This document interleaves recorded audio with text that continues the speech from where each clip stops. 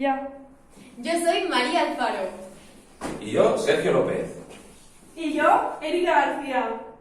Y venimos del programa Aprendiendo a Aprender. La organización y el control de la educación física tiene distintos aspectos que incluyen en ella. Una de ellas ha de estar supeditada a los objetivos del aprendizaje, ha de considerar los conocimientos y la metodología que se han de aplicar, así como que haya una alta participación del alumnado, facilitar la individualización del alumnado de manera que haya más práctica motriz y crear un clima favorable de los aprendizajes. Dentro de la organización y el control de la clase hay ciertas variables que hay que tener en cuenta, que son las reglas de comportamiento claras, la posición del docente, personalidad del docente, tipos de organización, tipos de formaciones, las actividades motivadoras, secciones y crear un clima positivo. Dentro de estas variables yo voy a hablar sobre las reglas de comportamiento, ya que esto es muy importante para que haya un buen control y haya un buen clima de clase, ya que obviamente teniendo unas reglas claras los alumnos saben cuáles son sus límites, qué deben hacer y qué no, de manera que así está la clase estructurada, de manera que cuando por ejemplo empieza la clase deben estar en una fila para entrar al aula. Por ejemplo, también puede ser cuando beber agua y cuando no, la vestimenta que deben utilizar, porque no deben llevar aros, no deben llevar cadenas, no deben llevar anillos, no deben llevar ropa que no sea cómoda para el deporte, entre otras cosas, como también cuando está hablando el profesor nosotros nos callamos, cuando está hablando un compañero y tú quieres hablar también tienes que ver el turno de palabra, entre otras cosas. Estas son muchas de las reglas de comportamiento que pueden haber.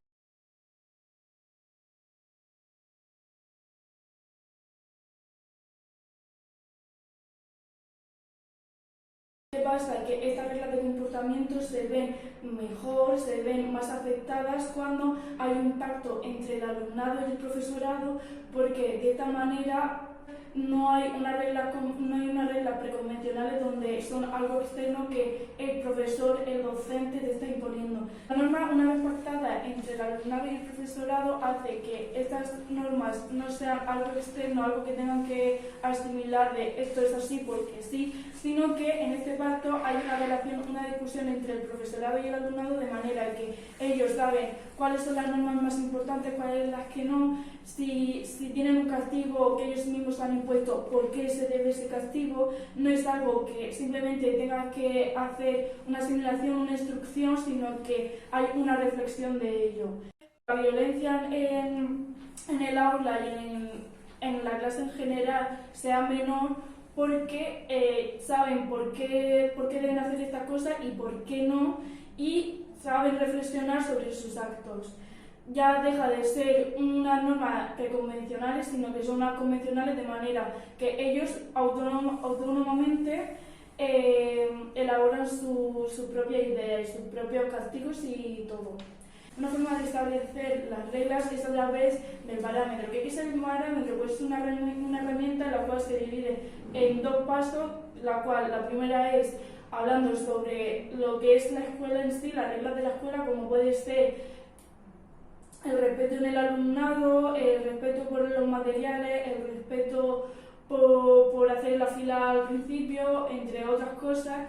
Y luego están las normas de grupo clase, grupo aula, de manera que los alumnos tienen que establecer estas normas a través de tres pasos. Primero, el profesorado establecerá unos materiales que es donde uno de los papeles cuesta 100 puntos, que eso significa que es súper importante. Luego está el de 50 puntos, que es importante. Luego está el de 0 puntos, que es nada importante, o sea, ni bien ni mal. Luego está el de menos 50, que resulta que no es importante, y luego el de menos 100, que es para nada importante. El segundo paso era establecer las normas de manera que con la pizarra se dirán todos los alumnos sus reglas voluntarias y sus respectivos castigos, de manera que se hará un consenso de todas las reglas que hemos establecido entre todos los alumnos, no solo el profesor. En el tercer paso, estas reglas serán puestas en el parámetro de manera que los alumnos que salgan voluntarios primeramente se pondrán delante del punto. Si son 100 puntos, eso porque creen que esa regla es importante, y si se creen que son 0 puntos, que no es importante, irán continuamente los alumnos saliendo, de manera que se hará una recopilación de las opiniones de los alumnos, y así se establecerán las normas que son más importantes y las que no. En el cuarto paso, el profesor hará una recopilación de las normas que han sido más importantes, y en las que no hayan sido importantes o que haya habido una opinión variable, la cual hay gente que está de acuerdo y gente que no, habrá una discusión y se establecerá otra vez de nuevo el valor de esa norma. De esta manera, al final, en el último paso, el profesor dirá cuál es el motivo y el objetivo de esta actividad, de manera que ellos podrán haber discutido y reflexionado sobre todas las reglas puestas en común, y sabrán cuáles son las consecuencias, y así se establecerá unas normas en consenso hablado por el alumno y el profesorado. Dentro de las normas, uno de los recursos más recomendables es el tema de señales claras, de manera que hay dos tipos: una que establece el profesor delimitando, por ejemplo, para entrar a clase hace un pitido y ellos establecen esa norma a ese estímulo, de manera que cuando el profesor pita, los alumnos entran. O puede ser de formal, la cual los alumnos son los que establecen cuándo hacer las normas y cómo hacerlas, y así hacen algo de manera autónoma. Por ejemplo, cuando quieren entrar, ya han establecido que cuando termina la actividad van a entrar a clase. Entonces es algo que no ha dicho el docente, pero que ellos han asimilado. Ahora, a continuación, mis compañeros van a hablar sobre las distintas variables que quedan relacionadas con el control de clase y la organización. Ahora vamos a hablar de uno de los factores que influyen en clase, y es la personalidad que debe tener el docente. Seguramente todos vosotros habéis tenido algún profesor que se notaba que lo que es vocación por trabajar como docente no tenía. Y esta actitud se refleja en el comportamiento del alumnado a la hora de realizar cualquier actividad educativa. Por eso es importante que el profesor tenga una actitud positiva respecto a su profesión. Por otro lado, también es importante tener una actitud motriz relacionada con la especialidad que se vaya a realizar, es decir, el profesor ha de tener la capacidad de realizar los movimientos que va a exigir a sus alumnos. Además, también es muy importante que el profesor use la vestimenta adecuada para poder así dar ejemplo a sus alumnos, utilizando ropa deportiva, como por ejemplo chándal, deportivas, pelo recogido, etc. Y por último, y para mí más importante, el profesor ha de ser sincero, cercano y respetuoso con su alumnado, y debe transmitir credibilidad para crear un buen ambiente de trabajo. Vale, ahora que ya sabemos cómo debe ser la actitud del docente, vamos a hablar de la posición que debe adoptar en sus sesiones. Para empezar, el docente debe ser consciente de su posición durante toda la actividad y durante la sesión, justificándola según los objetivos que persiga. Vamos a tener dos opciones: fuera del grupo o dentro del grupo. Si el docente busca una posición en la que poder controlar a toda la clase, se colocará fuera del grupo, como por ejemplo para dar la información inicial, ofrecer algún conocimiento de resultados grupal, o cuando quiere observar cómo es la participación haciendo un barrido con la mirada. Pero si lo que busca el docente es proporcionar resultados de manera individual o por pequeños grupos, hacer demostraciones, o quiere aumentar la motivación participando con el alumnado en los juegos, utilizará una posición desde dentro del grupo. Sin embargo, no se debe abusar de ninguna posición determinada, sino combinar ambas para conseguir un feedback positivo en las sesiones que realicemos. En cuanto a la organización, una actividad puede plantearse de tres maneras: de manera formal, de manera semiformal y de manera informal.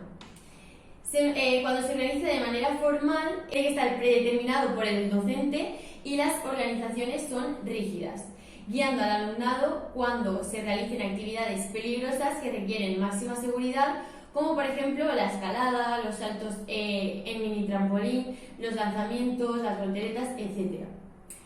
Cuando es de manera semiformal, el docente controla solo una parte y las disposiciones no son excesivamente rígidas. Esta es la que más se suele utilizar, como por ejemplo para realizar actividades de condición física, juegos, etc. Y por último, la organización informal, que se utiliza cuando el participante goza de mayor libertad y se suele utilizar cuando se tiene mucha confianza con un grupo o cuando se quiere realizar actividades de libre exploración, como por ejemplo el baile. Una vez sabidos los tipos de organización que se pueden realizar, hablaremos de las formaciones o disposiciones que el grupo puede adoptar. Tenemos 4 tipos de formaciones: las frontales, las circulares, las cuadradas y las libres. Las frontales suelen utilizarse para oleadas, lanzamientos, etc. Las circulares en algunos juegos y actividades, las cuadradas también en otras actividades y las libres cuando dejamos que el alumnado decida cómo organizarse. Y ahora va a pasar a hablar mi compañero Sergio. Bueno, ahora vamos a hablar sobre las actividades motivantes. Para que las actividades sean lo más motivadoras posibles, debemos hacer que sean divertidas, con significado y que supongan un reto motor. Ya sabemos que el alumno necesita practicar para aprender. Y por último, que se produzca el máximo tiempo de compromiso motor, es decir, que intentemos que el alumno siempre esté en movimiento. Para que todos los participantes estén atentos a la hora de lanzar, presentar y explicar la actividad, primero, tenemos que captar la atención de todos los alumnos.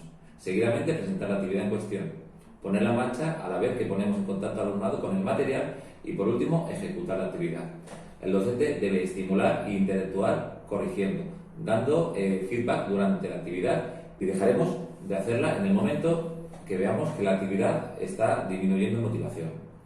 A continuación veremos las secciones y los agrupamientos durante las clases de educación física y comenzaremos diciendo que cuando dividamos a la clase en subgrupos, la actividad se puede presentar de las siguientes formas: tareas idénticas para todos los grupos, por ejemplo, cuando se realiza una voltereta adelante agrupando a todos los alumnos, una misma tarea de aprendizaje con diferentes niveles de dificultad, por ejemplo, el paso de valla con distintas alturas, tareas diferentes con distintos contenidos de enseñanza, como por ejemplo, un grupo hace juegos deportivos colectivos, otros juegos deportivos individuales y otros juegos tradicionales, circuitos donde se puede hacer tantas tareas diferentes y en cada cierto tiempo o número de repeticiones.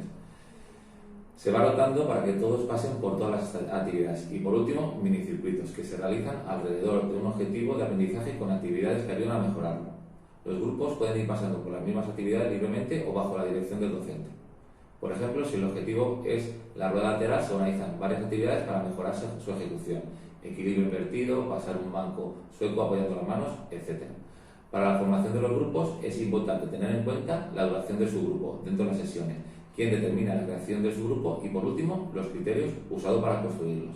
Se realizan los subgrupos en clase por las siguientes finalidades: porque resulta necesario realizar la actividad, para aumentar el tiempo de actividad, por razones afectivas del alumno, para mejorar la organización, porque facilitan el aprendizaje en relación con algunos estilos de enseñanza, debido a las necesidades de la instalación, para alcanzar los objetivos didácticos o, por último, según criterios para construir los grupos. Ahora vamos a hablar de crear un clima positivo dentro del grupo clase. Para crear un clima positivo dentro del grupo clase, utilizaremos dinámicas de grupo utilizando juegos cooperativos, donde emplearemos esos refuerzos positivos e intervenciones aprobadoras, donde nunca se corregirá negativamente. Llevaremos mucho cuidado en las intervenciones con objetivo afectivo, ya que son delicadas y su efecto varía en cada participante. También se conseguirá un buen clima de grupo cediendo el protagonismo al alumnado a través del descubrimiento guiado, resolución de retos o problemas motores. Siempre nos mostraremos cercanos o flexibles, capaces de gestionar tanto las emociones grupales como las individuales y un buen clima de aula. Por último, vamos a hablar sobre los recursos y estrategias para mejorar la organización de intervención. Según Sáenz López, de 1997, se presentan las siguientes estrategias. Según las variables tenemos que la actividad sea motivadora, que se hagan cumplir las reglas, crear un clima positivo y cuidar la personalidad del docente.